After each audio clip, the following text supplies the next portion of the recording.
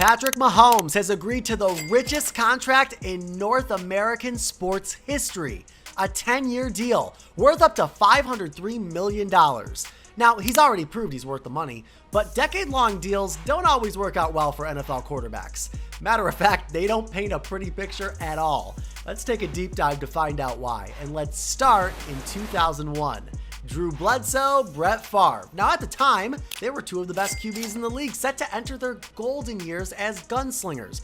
Both got lifetime 10-year contracts from their respective teams, and both failed to finish out those deals for very different reasons. In just his second game of the 10-year contract, Bledsoe was running towards the sideline when his vicious collision with Mo Lewis of the New York Jets changed the course of NFL history forever. Bledsoe was sent to the hospital, and some unproven second-year quarterback named Tom Brady stepped in. We all know what happened next. Bledsoe was traded to the Bills in 2002. While Bledsoe had mild success with Buffalo and then Dallas, he was notorious for being a statue in the pocket and never lived up to his lifetime contract elsewhere. As for Brett Favre, he went on to play 7 out of the 10 years of his contract with the Packers. But many forget his stats in year 5 and 6 of that deal.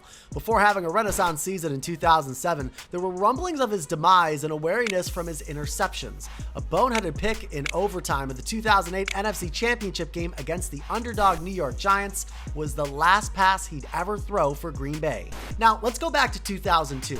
The Eagles thought they were making the prudent move of signing franchise QB Donovan McNabb to a 12-year deal that maxed out around $115 million. McNabb continued to be a Pro Bowl caliber QB for the next 3 seasons and led the Eagles to the Super Bowl in the 2004 season. But after the T.O. divorce in 2005, McNabb and the Eagles never recaptured their early decade dominance. McNabb suddenly caught the injury bug, and despite decent seasons in 2008 and 2009, his relationship with Philly grew stale, and they traded him to their arch rivals in Washington before the 2010 season.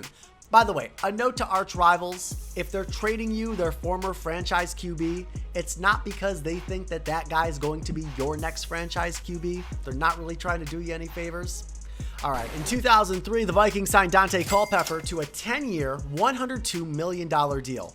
This may be the worst of the bunch. While Culpepper's stats during his first 2 seasons of the deal were impressive, the Vikings as a team were flat out mediocre. And like McNabb, when Culpepper lost his star receiver, things were never quite the same. And Culpepper's production tanked. Culpepper suffered a season-ending knee injury midway through the season, and the team actually started to play better without him. Then there was the infamous Viking boat scandal, feuds with the owner and head coach, arguments over where he needed to rehab, and boom, he was out of there. Traded to the Nick Saban-led Dolphins prior to the 2006 season, where, like most QBs in Miami, he flamed out.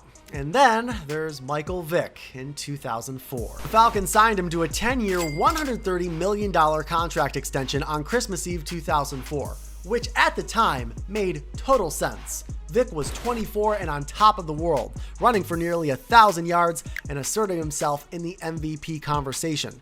He led the Falcons to the 2005 NFC Championship game before falling to McNabb and the Eagles. But Vick and the Falcons never reclaimed that 2004 magic. Despite becoming the first QB to ever rush for 1,000 yards in a season in 2006, Atlanta finished 7-9. Then in August of 2007, Vick's dog scandal became national news, the story of the summer, and rocked the league to its core. Vick was gone, only playing out 2 years of the 10-year contract for Atlanta. So the history of decade-long contracts for quarterbacks in the National Football League isn't pretty. But I mean, anyone with common sense would tell you that when it comes to Mahomes, a 24-year-old Super Bowl winning MVP, it'll be different, right?